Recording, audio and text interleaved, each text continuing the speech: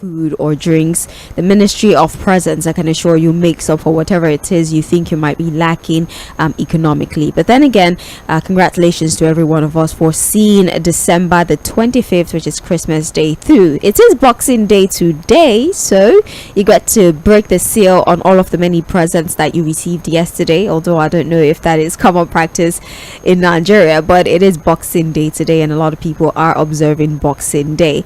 Well, with that being said, I would like to officially welcome you to the Morning Express on Mainland 98.3 FM, the sound of Lagos. The Morning Express kicks off at 5 a.m. and we round things up at 11 a.m. where the Lunch Cafe crew comes into the studio to chill you with even more excitement and more conversation. I can assure you that the Morning Express constitutes different programs that are specifically designed to meet the needs of our different listeners, regardless of the demography, among any other things. So right now we're about to delve into news analysis, and we would be referencing majorly the stories that are covered on the front pages of our newspapers. We call this segment of the show Trends in the Papers. So for the next, say, 45 minutes or thereabout, we would be discussing politics, socio-economic issues, the finance market, amongst other things, and we would be referencing, like I said before, the stories that are on the front pages of our dailies. We are streaming live on Facebook and on YouTube, so do well to join us on social media.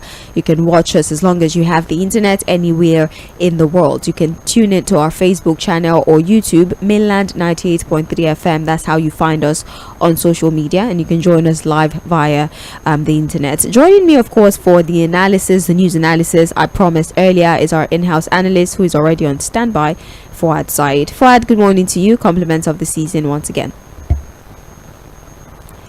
Fouad. Okay, I think we're going to have to connect with him again. I sincerely apologize. Technical issues, almost unavoidable. We're going to get Fouad back on the line, but please be aware, like I said before, that we're live on Facebook. We're also live on YouTube. Mainland 98.3 FM is how you can connect with us. We're also on Radio Garden, so please do well to join us on Radio Garden. Just check Radio Garden at Mainland 98.3 FM the same way, and you would immediately be connected with us once again. The minute we have Fouad on the line, we're going to progress with conversations for the day. But of course, we have the Punch newspaper, the Nation newspaper, Daily Trust, and last but not least, the Sun, or Daily Sun, I beg your pardon, Daily Sun newspaper. We're going to commence conversations with the Punch newspaper. A story, or the story that leads this morning on the front page of the Punch newspaper, is state debt. The plan by states to borrow money to take care of their state needs. Now, the headline reads exactly: 13 states plan fresh 2.3 trillion naira borrowing. The riders to the story: states loan to hit 4.73 trillion naira. Abia, Niger to raise debt profile by over 200%. Another rider to this: states engaging in reckless borrowing despite owing salaries, says the NLC. I think we have Fouad back on the line. Fouad, good morning to you.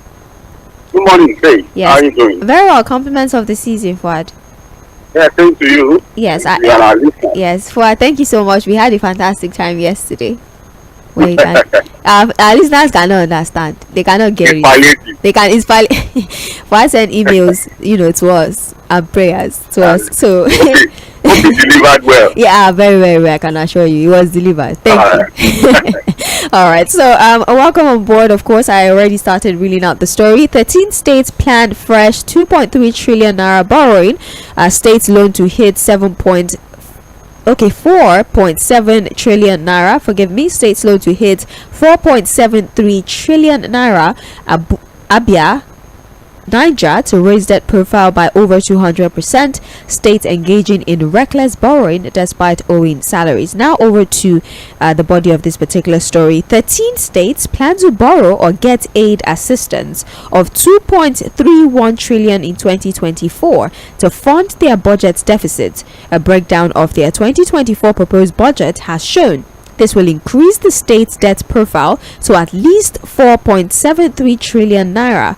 As of the end of September of 2023, the domestic debts of the state amounted to 2.61 trillion, according to data obtained from the Data Management Office. I want to give you a list of the states, the 13 states who intend to borrow money to take care of their state budget deficits. Now, these states include Lagos, Abia, Niger, Zamfara, Borno, Ondo State, Anambra, Bayelsa, Edo, Enugu, Kano, Kogi, and Ogun State. Although most of these states and their governors have started to justify the need for them to borrow, they say they're going to put this into infrastructural development, and they're quite sure that at the end of the day they'll be able to pay back these loans and continue to enjoy the benefit of what they've been able to put in place for this loan. So Fouad, I'm going to ask you, with the FAC allocation to the states, we know they get security votes, they get the ecological fund, and of course some of the palliatives that has also been given to them by the center, amongst other things. Why are we still recording such a ginormous amount of debt in the state? And are you comfortable with this increase in our debt profile, especially on the state level? Well, again, I think we've there's hardly any week we don't have to talk about the debt situation of the country. Of course, I think this story is just focused on some of the states and what is happening with their debt profile, and the fact that a lot of them will still have to borrow to make up for the deficit in their budget. Because the argument will come that there's nothing wrong in borrowing, but again, there's also the bigger argument of what are you borrowing to do. A lot of these states, for example, let us even use Lagos as an example. You have the revenue profile of Lagos put at around 70 billion every month. There's a FAC allocation that comes, and then of course you have this huge debt that still hangs around on the state, and every year would have to, of course, service the debt and also ensure that to take care of the budget deficit by also borrowing. The reality is that the procurement patterns in most of these states, the patterns of appropriations have not shown that indeed there's high level of transparency and prudent spending when it comes to all of this money, and that's why we are worried. People will tell you that America is borrowing, or the debt of America is so high, the debt of China is still very high. But those are countries, these are people who borrow and use the money for what it was borrowed for. You understand what I'm saying? Their corruption index is at the lowest, but that's not the situation here. When you check the spending pattern of most of these governors, most of these states, you understand why the borrowing has become a big problem. You understand what I'm saying? Yes. If we were people where you borrow to deploy appropriately, it won't be a problem really. There are always justifications to borrow. Honestly, I must tell you, but not in a country where the corruption index is at an all-time high, and there's nothing to show. There's no commitment to show that indeed we want to move from the old order to start to do the right thing. So these states would have to borrow. That's just the reality. Lagos, for example, is about to run a budget of over 2 trillion. Where is the money going to come from? Naturally, they would have to borrow to take care of the shortfall and deficit. But the question is, when we borrow all of this money to take care of this deficit, how do we spend it? You remember when Mr. Fᴜᴜᴜ called attention to the reckless spending pattern in the procurement of Lagos State. We've moved on, as we have always moved on. The government did not give any reasonable explanation to that kind of reckless spending. And we have moved on. We are going to move on. We'll continue to move on. But the reality is that, look, if you go to our hospitals and you find them almost completely non-functional, you go to public schools, there's nothing there. Everybody's complaining about inner roads in Lagos. You understand what I'm saying? There's no pipe from water anywhere in Lagos. The so-called mega city status of Lagos is not beyond anything but the population. So you ask yourself, all of the money we borrowed, where are those money? What are we using them for? The huge infrastructure deficit in most of these states still calls to question the borrowing pattern. So we continue to say these things, and we hope that people in government will pay attention. Right. But I doubt if anything is going to come out of this borrowing, other than the fact that it's still going to be the same cycle of failure, reckless spending, reckless procurement, profligate spending, which will keep these states in perpetual debt. Right. Well, the NLC sort of like is on board with you with regards to your perspective about how these governors handle the monies that they borrow. In fact, they have gone on ahead to highlight the fact that they're owing their workers, years of salaries. And every time they borrow, they promise that once we borrow this money, we'll put certain things in place to pay you your salaries. By the end of the day, there's no infrastructure, there's no salary payments, there's no notable development in the state, even with all of the borrowings. But you can get more details on page 2 of the Punch newspaper. Now let's talk a little bit of politics. The Punch is reporting PDP fumes as Fubara defends Tinubu over peace deal. PDP fumes as Fubara defends Tinubu over peace deal. We have here Rivers State Governor Siminalayi Fubara on Monday defended the peace deal initiated by President Bola Tinubu between him and his predecessor Nyesom Wike over the crisis in the state. Fubara in a broadcast on Monday said the resolution is brokered by the president to resolve the crisis and it was not a death sentence, adding that it would ensure lasting peace in the state. Now, the PDP has actually kicked. They're saying that they're not comfortable with this agreement, especially if the governor does not confer with them, considering, of course, he is governor on their platform, and they don't necessarily support this arrangement. In fact, the PDP National Working Committee has faulted Fubara's plan to implement Tinubu's peace deal. The party deputy national youth leader, Timothy Osadolu, said, first and foremost, the governor is an adult and he was the Rivers State governorship candidate of the PDP in the last election, now the governor of the state. But the issues at stake that President Bola Tinubu bothered himself with are bigger than him. They're also bigger than the governor because they are constitutional issues. End of quote. Fuad, considering the fact that a lot of people have analyzed that 8-point communique and they're saying it's impossible for the governor to implement the contents of that communique without first things first angering his people and also stepping on the toes of his political party. But here the governor is saying it's not a death sentence, it was an attempt at peace, and I am going to implement the content of that particular communique. How do we define this as not an assault on democracy? Because that is exactly what people have described that communique as. Well, I think recently I was listening to Omoyele Sowore, the comrade Omoyele Sowore, and a similar question was, he was asked a similar question, and what he said was that, look, the reality is that, look, we're only rallying behind Fubara, not because as a person Fubara is even committed to the principles and tenets of democracy. And that's just the reality. The only reason why we are rallying behind him, or people are saying that, look, let him get the government, because again, we're looking at things that can at least save our nascent democracy. The reality is that, look, beyond even the meeting in Abuja, God knows some of the other things that are going on behind that we're not even aware of. Our politicians have a way of coming up together with some very funny and desperate, agreements. If you ask a meeting today, I will tell you agreement is agreement. And you continue to wonder what kind of agreement are we talking about now? An agreement that would make a minister still want to remain in Abuja and continue to control the governor in Rivers State. Is that the kind of agreement we should be talking about in a democracy? The reality is, I think Fubara has his destiny in his hand. Like they always say, man is an architect of his own destiny. His political destiny is in his hands, and he's the architect of that destiny.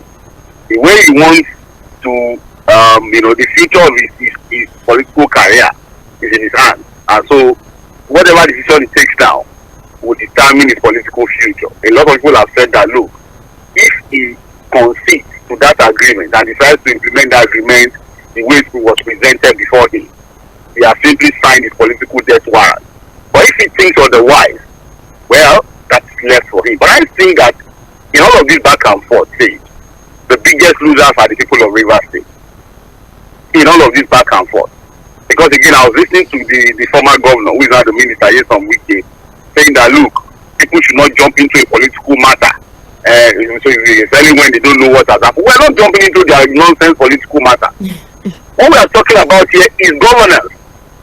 They can have all of these their unholy alliances and agreements. It doesn't concern the people. What concerns the people is that, look, a governor was elected. He was sworn in as the democratically elected governor of Rivers State.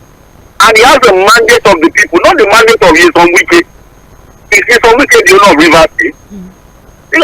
And then he was not the one that called the president to intervene. That's complete crap. We all know that's just a complete crap. That he was not the one that told the president to intervene. But he was happy to sit there when the president was intervening.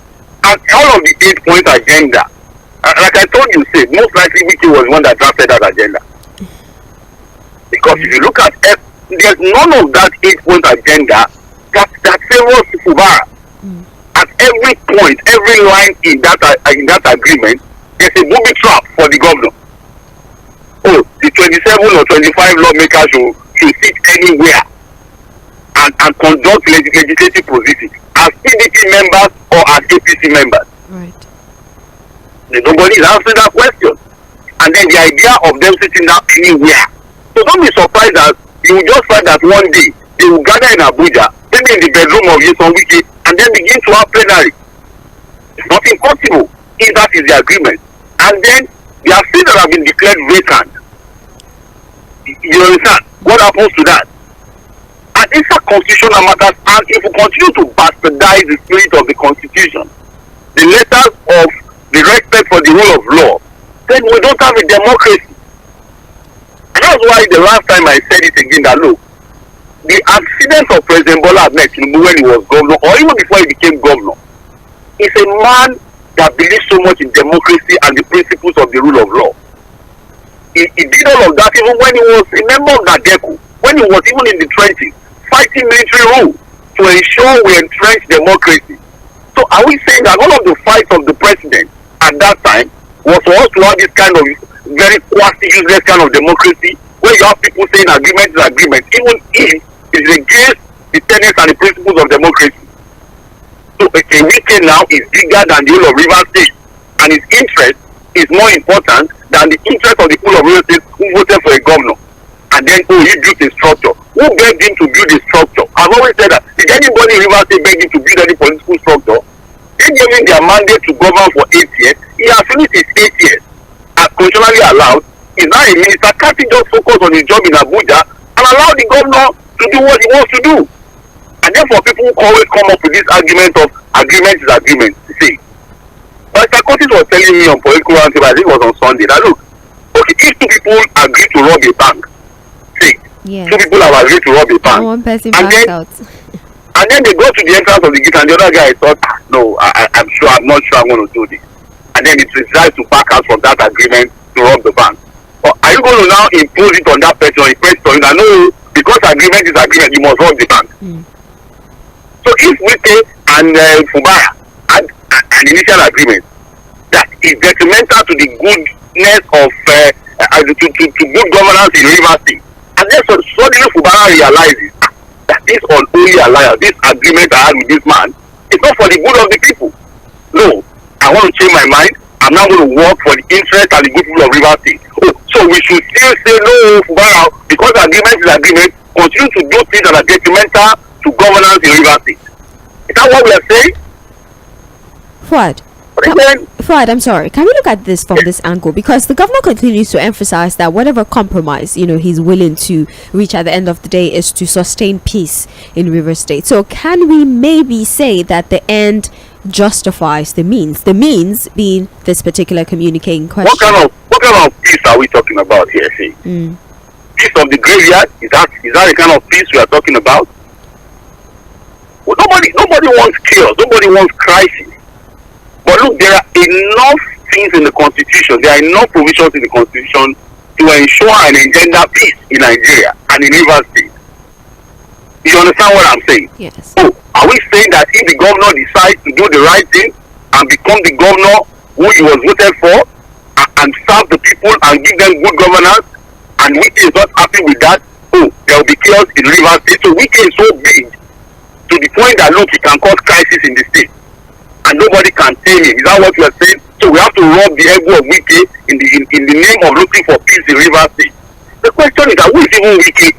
Is he bigger than the owner of Rivers State? Is he the owner of Rivers? Have they sold Rivers State to him? And then he can hold the whole state down That's what people have been saying.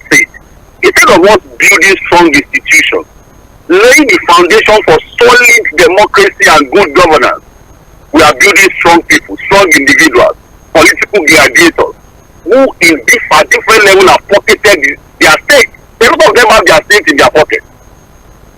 See, a lot of them. Okay, all of this bubuya, all of this running around of Yᴏᴜᴛᴜ, what is the interest? What is he looking for?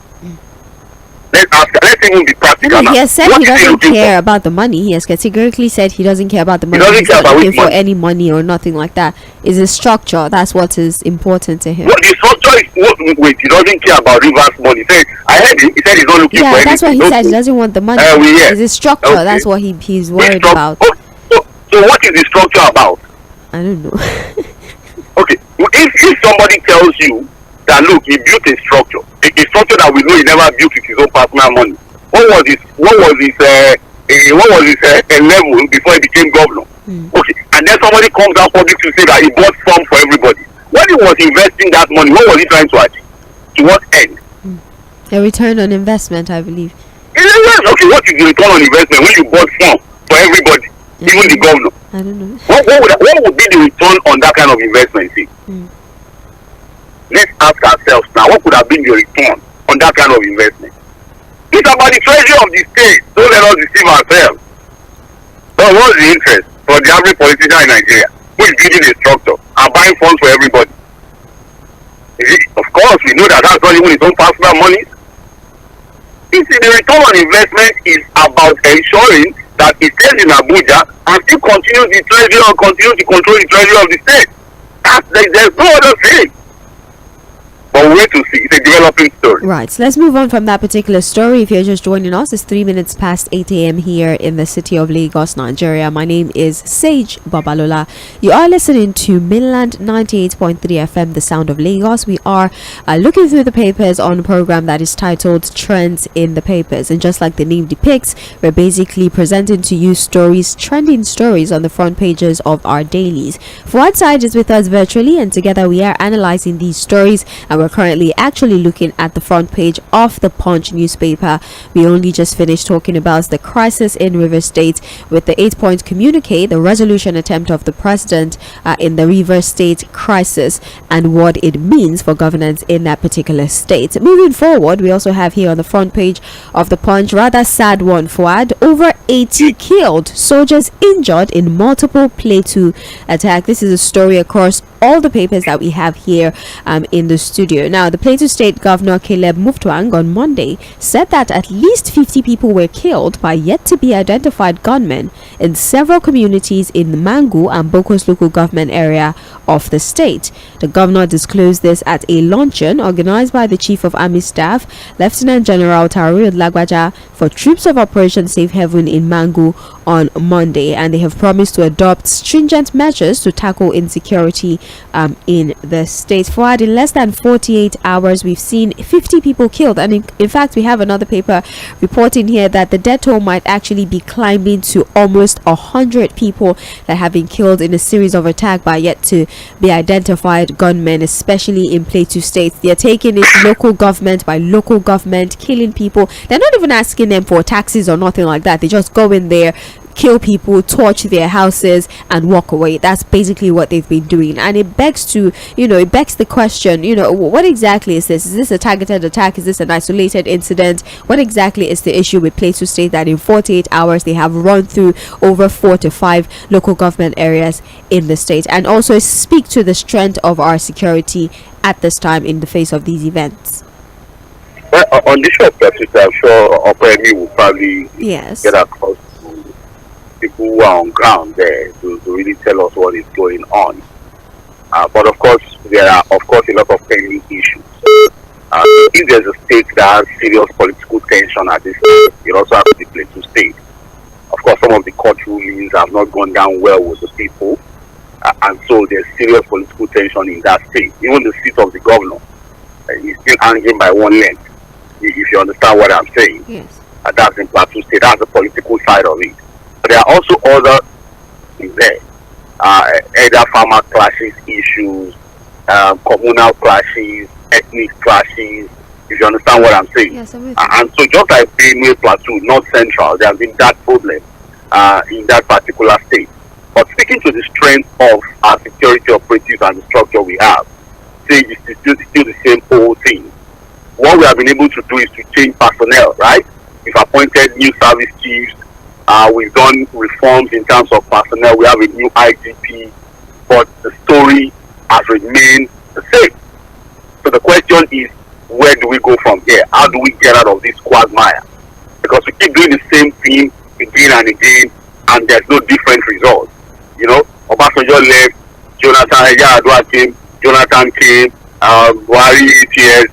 We are used to this cycle of changing service chiefs, changing new IGP, changing personnel, but the story is still the same. The stealing continues across the country. And look at what has just been highlighted. Even in a war situation, you are probably hardly find reports like this. Right. If you understand what I'm saying. Yes. So the question is, how do we get out of this quagmire? And that's why people have said that, look, the current security structure in the country is not working. And it may not work. This over-centralized system of security arrangement is not working. And that's why there's a strong advocacy. And there are people who are already... I was reading recently when again was reiterating and telling the president to immediately activate legal framework to restructure the country. And part of the restructuring conversation is about restructuring the policing structure we have in the country. This is the time for us to begin the process to start what is called state policing. Just imagine in this local government, the state police, the governor is in charge. You know the irony of what we have? It's a completely confused system. If you ask the governor now, the governor of Plateau State is supposed to be the chief security officer of that state. Yes. But are you aware that it's not in control? He has to talk to the center before any... It's not in the army man, the army people there is not the one. It cannot even give them orders. Yeah. The commissioner of police in the state and the divisional officer, he cannot even give orders to them. He has to look to the center for help.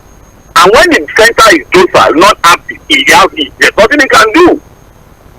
We've seen it even in the southwest.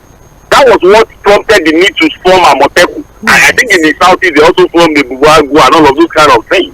So instead of us scratching the surface and deceiving ourselves, can we just admit that this centralized policing system we are running is not working, and then do the right thing? The right thing is, look, let's devolve it into state policing. Let the state be in charge of the police structure, fund it, recruit people. People have said that one of the things that is also making it extremely difficult for us to guarantee peace and security in the country in recent time is lack of intelligence. And how does intelligence come? Say it has to be local, from the local level. Yes. So you bring somebody from Adamawa now, he doesn't even speak the language. You throw him into one small community in Plateau State. How does he want to function? People would argue that, okay, state policing is subject to abuse. Oh, our governors, their nature, yes, I agree. But all we need to do is to put up legal framework that also ensures that our governors are not able to fully abuse their powers when we start to run state policing. But I think there's no other way out. We need to go into this state policing arrangement and quickly activate it. Right. For the sake of security in the country. Page 7 of the Punch newspaper, you find details of that particular story. Also, I would like to remind you that we are live on social media. You can listen to us via Radio Garden first of all. Go to Radio Garden, check Mainland 98.3 FM, and you can join us via Radio Garden. Also, if you're on Facebook, please go to Facebook. Also check Mainland 98.3 FM. You'd immediately be connected to our live stream. Same as on YouTube, Mainland 98.3 FM, and you can watch everything happening in the studio live and participate on the program, so that when we open the phone lines, you have something to say regarding the stories that we are currently analyzing. We're still looking at the front page of the Punch newspaper. We have another sad story here. Speaking on insecurity, suspected cultists kill Edo broadcaster on Christmas Eve. A broadcast journalist with the independent television and radio, Hilary Nosa Odia, has been shot dead by suspected cultists around the 2nd East Circular, Benin City, Edo State capital, on Christmas Eve. A colleague of the deceased who spoke to Punch said the late Odia left the office at about 4 p.m. and news of his death filtered at the office later that night. In fact, another person has said his brother was killed in the same manner, and also 3 3 other people were killed because of that particular cult clash. Fuad, I don't understand this growing trend of cultism, in many states that I refuse to mention, but we have in those states where even journalists are not spared from, this dastard occurrence that happens in states where cultists fight, and innocent bystanders have to suffer for cult clashes, amongst other things. What exactly is it about cultism that we have not been able to put a handle on, Fuad? Well, again, it's just a failure of the system, the society, moral values, everything seems to be crumbling at the same time. It's almost a failed system. We're just hoping that as we hang by the cliff, we don't tilt away completely. The core situation in the country, especially in the southern part of the country, because I'm not sure we have this prevalence of cultism in the north. It may be something else. Their own is in a different dimension. They are the bandits, the Boko Haram, and all of these religious extremists, these terrorists. But I think in the south, while we don't have the prevalence, widespread issue of banditry and kidnapping, we now have another thing that is becoming a big problem, which is this cultism problem. In Lagos, it's not anything better. But in Edo State, I must say that, look, the reports are quite frightening. I was reading other reports too that even in Edo State, an inspector kills a sergeant after arresting cultists in Edo State. A sergeant had arrested a cultist, and an inspector who is a police officer killed the other guy. Most likely the police officer is a cultist. If you understand what I'm saying. Yes. So it's become a big problem, and again, it's just a reflection of the society. When everything fails at the level of governance, it trickles down. So you have situations where our youth would rather go into these things. They think is the way out, it's the easiest way out for them to show some relevance in the society. And whether we like it or not, some of them also have the patronage of the political class. They are used as political talks, whether we like it or not. You see them around politicians during campaign. And if our politicians buy weapons for them, arm them, and do this during campaign, they are their political talks. After the campaign, the politicians have moved on. Most of them have gone to Abuja. These guys probably don't even have access to them again. So the weapons that have been bought for them, they turn it against themselves and the society. So again, and there are also questions as to the capacity of the police to deal with this problem. I've said that, look, we don't have even enough policemen to handle security challenges in the country. The entire police force in the country is less than 400,000 or around that figure. Half of that number are guiding VIPs. Are they? Yes, half of that number they have become housemaids, helping to carry bags and all of that to private citizens. So the others are not probably just even looking for how to take care of themselves.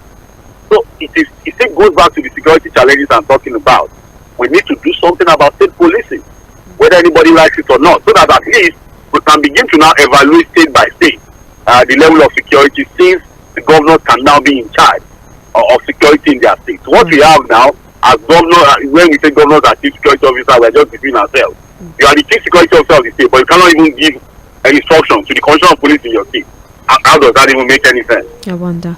Anyways, details of that particular unfortunate story on page 4 and 5 of the Punch newspaper. Now let's look a little bit at the financial market. Unfortunately, I hate to be the bearer of bad news, but Naira weakens to 1,233 Naira to a dollar at the parallel market.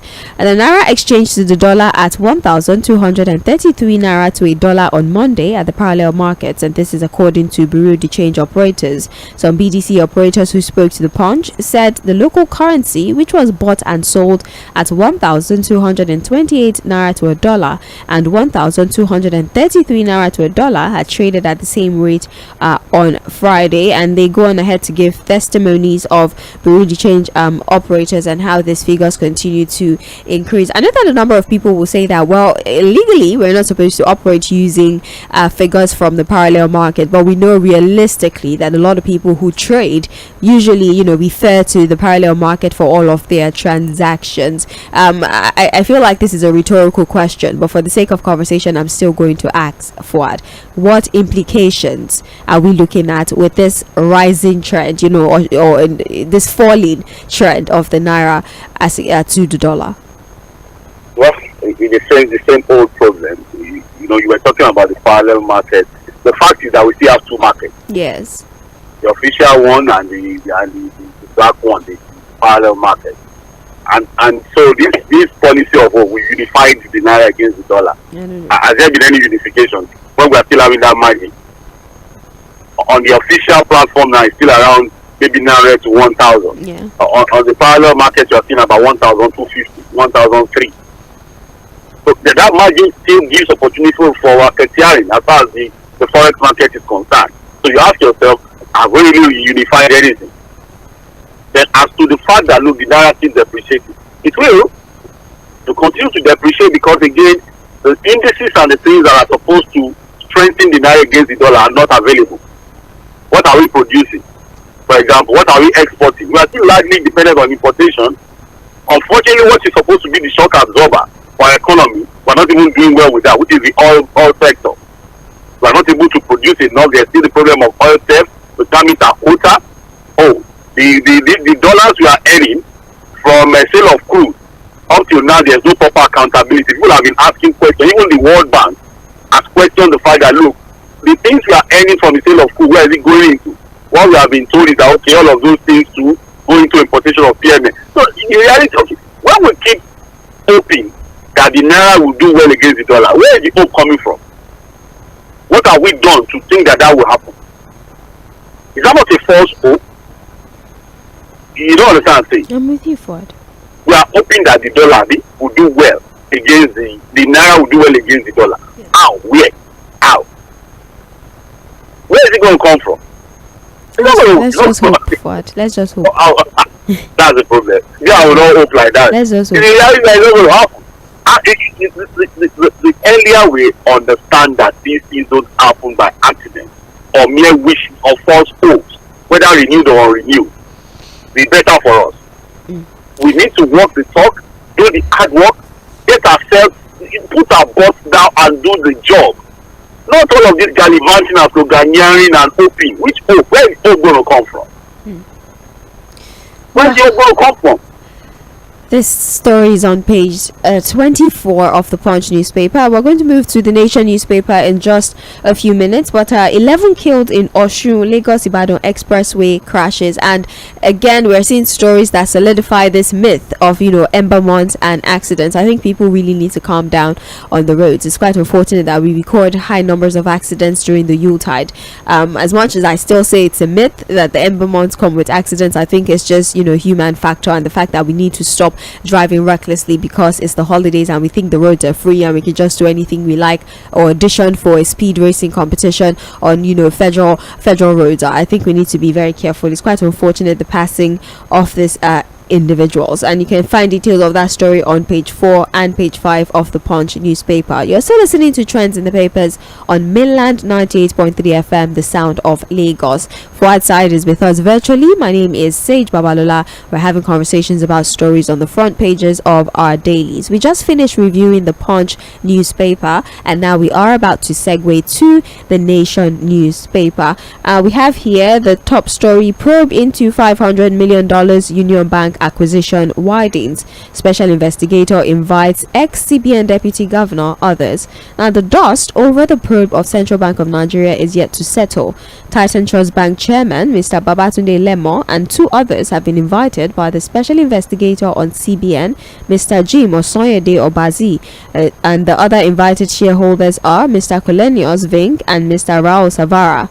The CBN deputy governor between 2004 and 2014, Lemon, is expected to appear with the shareholders for further grilling on Thursday. This is just more conversations about the whole acquisition of Union Bank by Titan Trust Bank, and there have been accusation of insider trading amongst other things, especially with this bank acquisition, and bigger banks swallowing smaller banks in the manner of speaking. And then the investigation is just continuing, and stakeholders in that particular matter have been invited to answer a question. Is this something you would like to expand? No. It is what it is until we have a conclusion as to all of this investigation. We'll just assume that Mr. Jim Obazi is still doing his job as given by the president to him.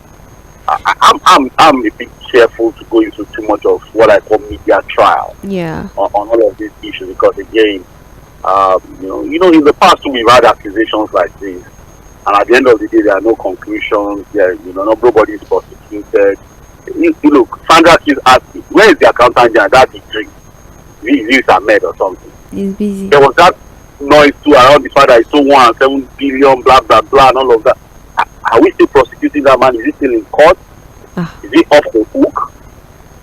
So I mean, again, all of this hot air, this noise about somebody stole this, somebody. Yes, I agree that look, we have a serious problem with corruption. I also agree with the fact that look, a lot of wrongdoing must have happened under Godwin Emefiele. Yes, honestly, we don't have to even say he's in court, he's been found guilty before we know that look, a lot of sectors as to how he managed the CBN under him.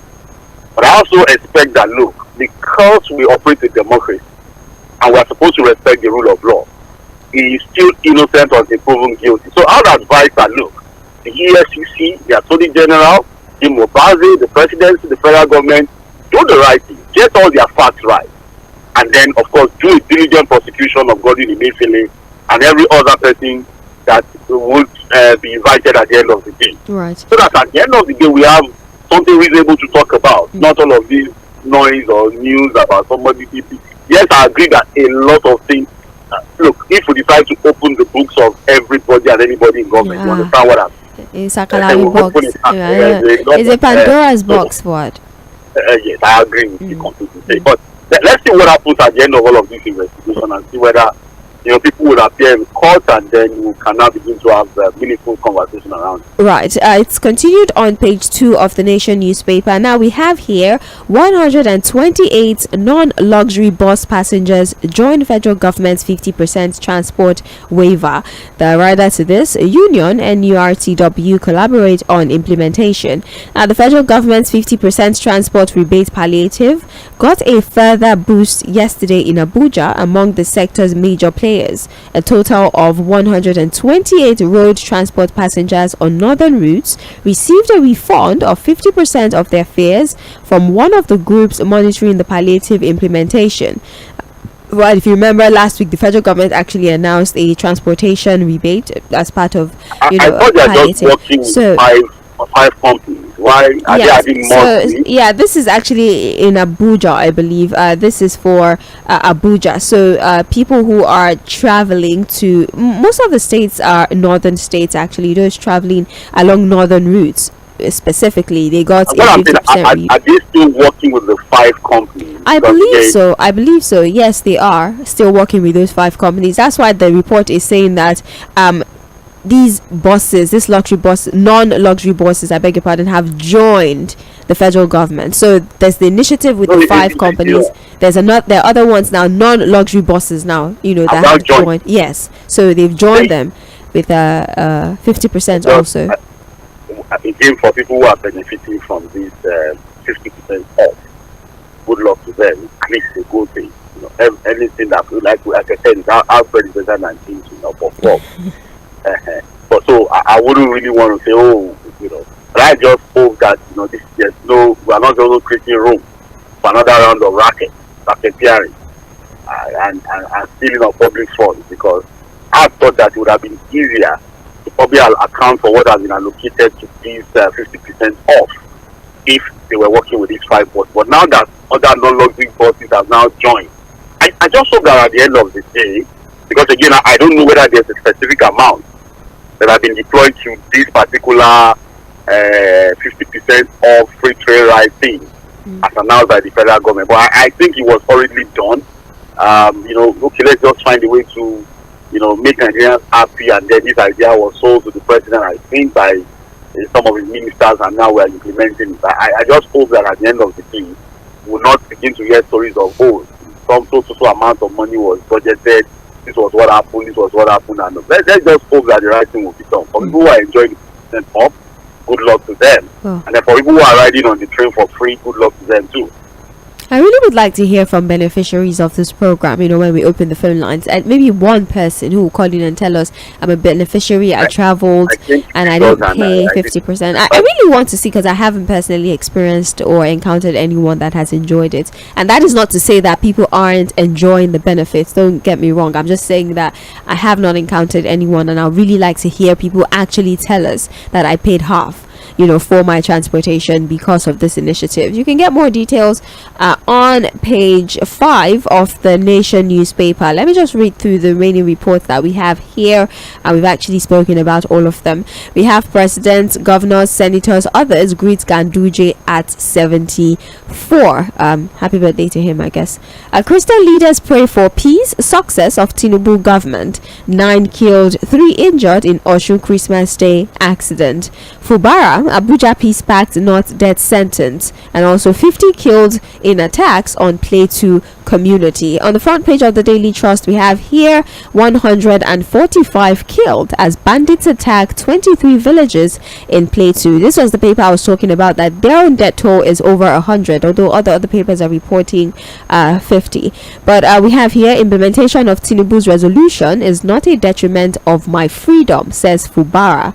Flight delays, cancellation worsen as NCAA pleads with passengers. There's an editorial here, how Naira scarcity, devaluation, inflation and others dominated the economy in 2023. We have here, Israel kills over 100 at Gaza refugee camp on Christmas Eve. We'll talk about this during Global View. Kuka to Tinubu, you have no excuses. God will not forgive you if you fail. Federal workers observe Christmas without December salaries. HOS says we're not in charge of payment.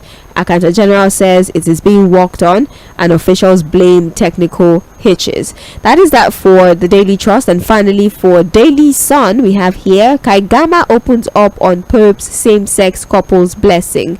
Hoodlum kill 3 in Catholic church in Ebonyi. PDP knocks Tinubu over hardship, urges love unity. Rivers crisis. Peace Pact is not a death sentence, says Fubara. By-elections. APC pegs Senate, Reps, State Assembly nomination fee at 20 million naira, 10 million naira and 2 million naira respectively. We have CDS, CAS raise hope on secured Nigeria. And finally, Black Christmas, 50 killed in Plateau communities, attacks, laments governors. 9 traders, baby killed in Osun River Road crashes. And that is it for trends in the papers on Mainland 98.3 FM. Fuad, thank you so very much for going on this ride with us. We're going to go on a quick break at 8:40 a.m. At 8:40 a.m. we'll be back for Mainland Focus. This is where we pick about 2-3 stories, open the phone lines for you to have a word or two in. My name is Jᴏɪᴜ Babalola. You're still listening to the Sound of Lagos, Mainland 98.3 FM. Please stay with us.